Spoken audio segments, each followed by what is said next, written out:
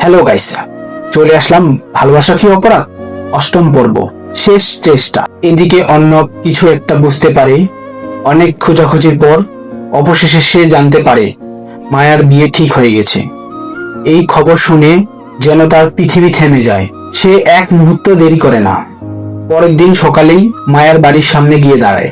গেটের সামনে দাঁড়িয়ে সে বারবার ডাকতে থাকে, মায়া একবার বের হও, ভেতর থেকে কেউ আসে না।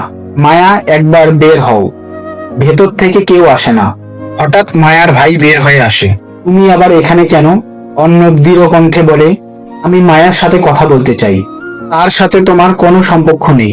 অর্ণব এবার চিৎকার করে, আমরা একে অপরকে ভালোবাসি। এই কথাটা যেন আগুনে ঘি ঢেলে দেয়। মায়ার ভাই রেগে ফেটে পড়ে, ভালোবাসা? আমাদের কাছে এটা অপরাধ। ঠিক তখনই ওপরের বারান্দায় মায়া এসে দাঁড়ায়। তার চোখে অশ্রু, ঠোঁটে কোনো শব্দ নেই। অর্ণব তাকিয়ে থাকে। চলো আমার সাথে, আমরা এখান থেকে চলে যাব। মায়ার বুক কেঁপে ওঠে।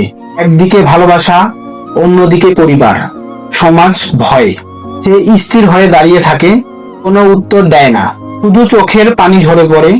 অর্ণব বুঝে যায় লড়াইটা শুধু দুজনের না, পুরো পৃথিবীর বিরুদ্ধে।